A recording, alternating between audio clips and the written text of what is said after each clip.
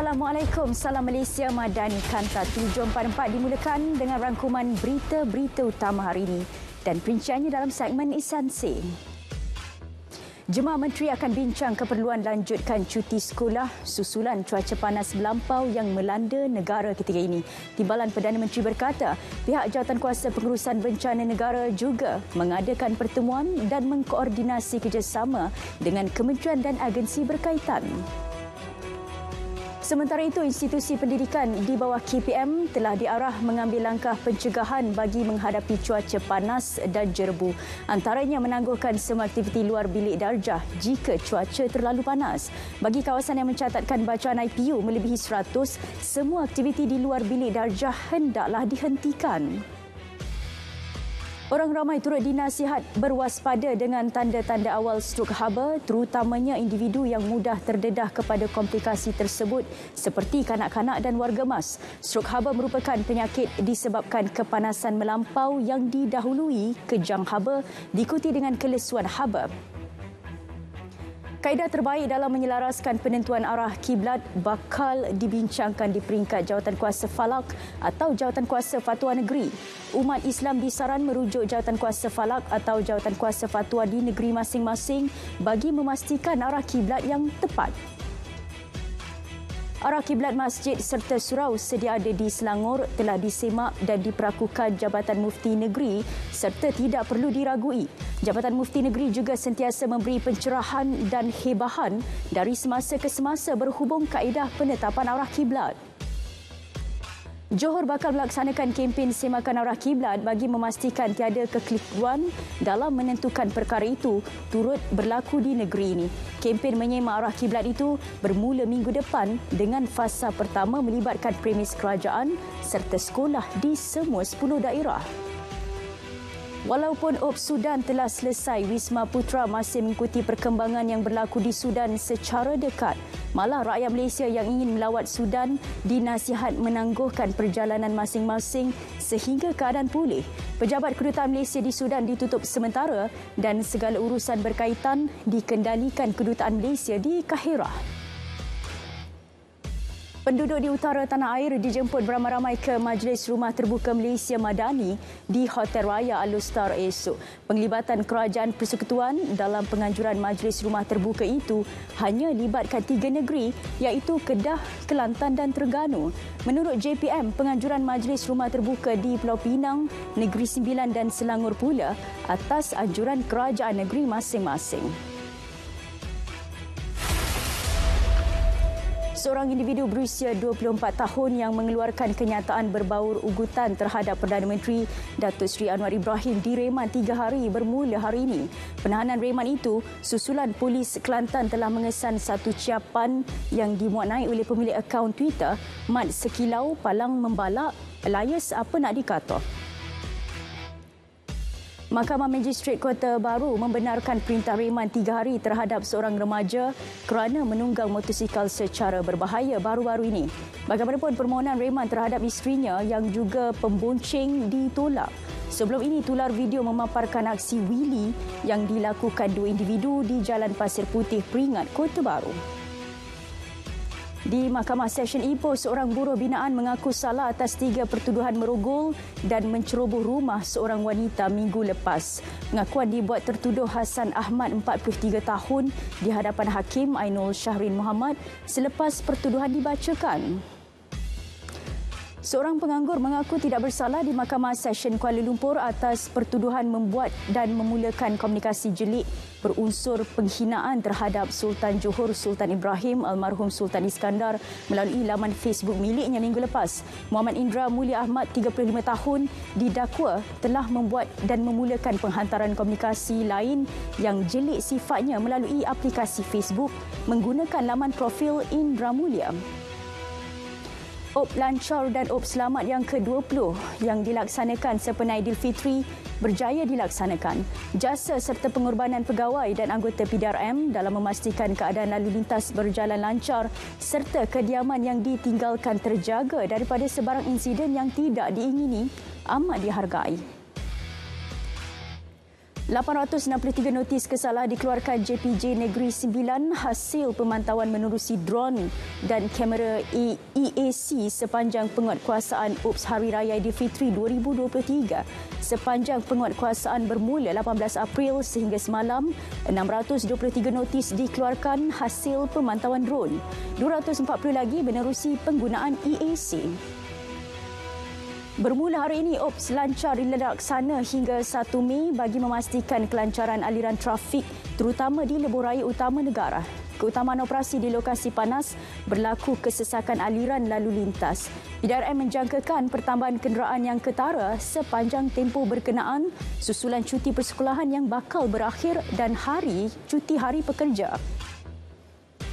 APMM berjaya menumpaskan 12 kes berprofil tinggi daripada 42 kes tangkapan menerusi UPKHAS Pagar Laut 2023 dengan nilai keseluruhan rampasan mencecah 13 juta ringgit.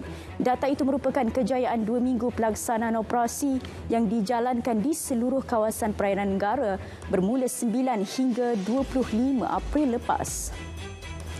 Lelaki yang dihanyutkan ombak semasa memukak di pantai Teluk Bacok, Kelantan pada 7 malam semalam telah ditemukan petang tadi. Mangsa ditemui pada pukul 3.20 petang oleh Maritim Malaysia yang membuat rondaan pesisir pantai pada jarak 1.4 km dari lokasi kejadian. Semasa rondaan, terdapat objek berwarna hitam dilihat terapung pada jarak 10 meter daripada pesisir pantai. 5 langkah jangka pendek dirancang bagi menangani masalah kesesakan di pintu masuk negara di Kompleks Imigresen, Kastam dan Kuarantin CIQ bangunan Sultan Iskandar Johor Bahru, Johor ketika waktu puncak. Menerusi pengoperasian yang lebih efisien pada tahap maksimum, masalah kesesakan lalu lintas bukan sahaja dapat dikurangkan, malah memudahkan urusan seharian rakyat. Operasi membawa pulang 30 rakyat Malaysia dari Sudan selesai. Kesemua mereka selamat tiba di KLIA kira-kira pukul 3 petang. Jasmaidi Aruf ada perbincangannya. Baik, terima kasih Syahira. Kesemua 30 warga Malaysia telah selamat tiba di KLIA kira-kira pukul 3 petang tadi. Kesemua mereka dibawa pulang dari Jeddah dengan menaiki penerbangan Saudi. Ketibaan mereka disambut Menteri Luar Negeri Datuk Seri Dr. Zamri Abdul Kadir, Timbalan Menteri Luar Negeri Datuk Muhammad bin Alamin, wakil-wakil agensi terlibat dan juga ahli keluarga masing-masing. Duta Besar Malaysia ke Sudan Muhammad Razan Jamil juga dan isteri antara pulang bersama-sama kaki tangan kedutaan dan juga bersama pelajar-pelajar serta pegawai GSC yang berkhidmat di sana. Menurut Datuk Seri Dr. Zamri, usaha membawa pulang rakyat Malaysia dari Sudan ini bermula sejak 1 Syawal lagi dengan kerjasama agensi kerajaan di bawah pasukan khas Operasi Sudan diketuai oleh Kementerian Luar Negeri meliputi MKN, NADMA, JPM, PDRM, pejabat perwakilan Malaysia di Khartoum, Riyadh, Jeddah, Abu Dhabi dan juga Kahirah. Difahamkan Kedutaan Besar Malaysia di Khartoum selain berjaya mengeluarkan 30 warga Malaysia, 22 rakyat negara lain turut dievakuasi melalui jalan darat seterusnya dibawa ke Port Sudan bagi menaiki kapal HMS Aba milik tentera Arab Saudi menuju ke King Faisal Naval Base di Jeddah. Alhamdulillah semuanya sudah berakhir pulang ke pangkuan keluarga. Apatah lagi bagi yang beragama Islam pulang di bulan Syawal yang paling bermakna bagi mereka. Sama-sama kita mendoakan juga agar krisis politik di negara Sudan ditamatkan dengan segera demi keselamatan nyawa rakyat mereka. Sekian saja laporan daripada KLIA untuk Kanta 744 kembali ke Angkasa Puri. Jas, terima kasih. Bangunan Akademi Pencegahan Rasuah Malaysia yang terjejas dengan insiden tanah runtuh 25 April lepas dijangka dapat dibuka dan digunakan semula dalam tempoh 3 minggu iaitu pada 18 Mei depan. Pembukaan semula kawasan ini bakal dibuat selepas bekalan elektrik, air serta sistem kumbahan dipulihkan selain laluan sementara siap dibina. Susulan tanah runtuh di Akademi Pencegahan Rasuah Malaysia Maka di Bukit Tungku. Setakat petang tadi, tiada sebarang pergerakan tanah dikesan dan pemasangan cerucuk besi akan dilakukan bagi mengelak kejadian tanah runtuh berulang di lokasi berhampiran. Susulan angin kencang dan hujan lebat yang melanda Perlis petang semalam, 39 buah rumah rosak akibat bumbung diterbangkan angin serta dihempap pokok tumbang. Pihak MAIF sedang menyelaras serta mengemaskini anggaran sebenar kerosakan setiap rumah yang terlibat berdasarkan laporan polis yang diterima. Malaysia sedang memohon tambahan kuota jemaah haji sebanyak 10,000 untuk tahun ini daripada Kerajaan Arab Saudi. Rayuan tambahan kuota yang pertama adalah sebanyak 350 jemaah dan keputusan rayuan dijangka diketahui sebelum 21 Mei ini, iaitu sebelum penerbangan pertama jemaah haji ke Mekah.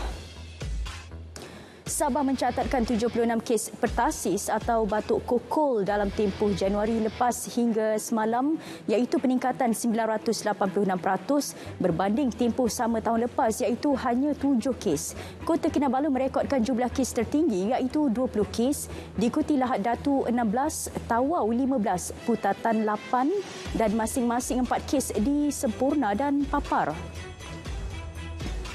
Syarikat Renhill SAJ diberi tempoh seminggu untuk menyiapkan laporan gangguan bekalan air di Johor sepanjang musim perayaan ini. Semerah di Batu Pahat paling terjejas sehingga hari ini mengakibatkan penduduk terpaksa mengambil air di masjid bagi kegunaan harian namun dihentikan selepas air simpanan mulai susut.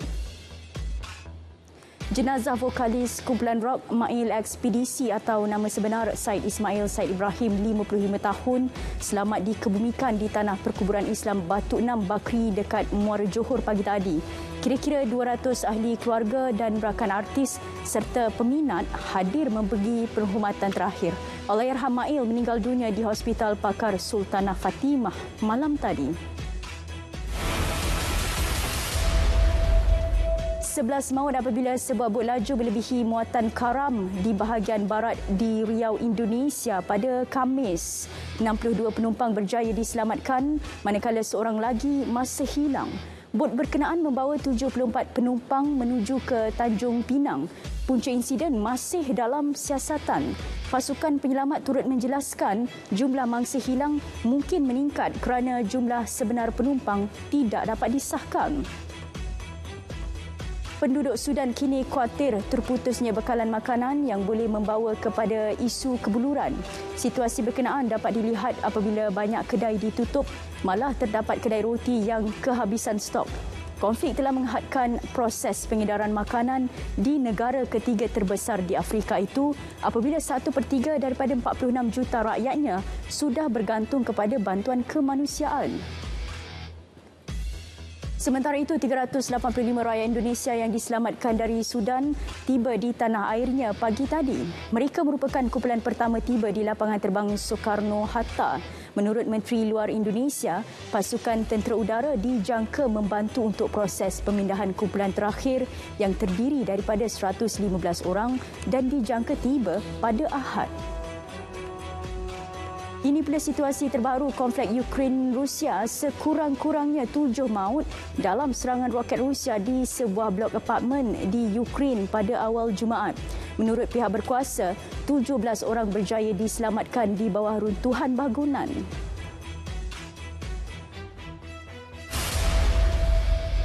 Lembaga Tabung Haji TH mengumumkan agihan keuntungan 3.1% selepas zakat bagi tahun keuangan 2022. Agihan keuntungan berkenaan melibatkan 2.65 bilion ringgit bakal memberi manfaat kepada lebih 8.7 juta pendeposit. TH mencatatkan pendapatan kasar 3.8 bilion ringgit bagi tahun 2022 berbanding 3.72 bilion ringgit pada tahun sebelumnya. Pulau Pinang, Johor dan Selangor kekal sebagai pengeksport utama. Ia melibatkan sumbangan 70.2% daripada jumlah ekspor negara pada Mac tahun ini. Jumlah dagangan negara pada tempoh itu bernilai 232.7 bilion ringgit dengan nilai ekspor 129.7 bilion ringgit. Inisiatif insurans Rahmah dijangka dimuktamadkan dalam tempoh terdekat untuk ditawarkan kepada orang ramai, khususnya golongan B40 bagi melindungi kenderaan serta kediaman. 2 kali libat urus telah dilaksana bersama syarikat penyedia insurans bagi memuktamadkan skim-skim yang dapat ditawarkan dengan kadar premium yang sesuai. Institut Automotif Robotik dan IoT Malaysia, MARI, menganjurkan pameran Malaysia Auto Show pada 4 hingga 7 Mei ini.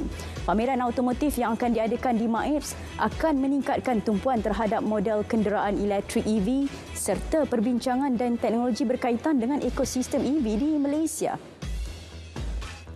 Baik saudara, paparan itu mengakhiri Kanta 744.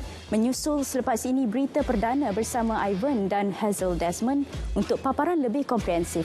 Assalamualaikum dan salam Malaysia Madani.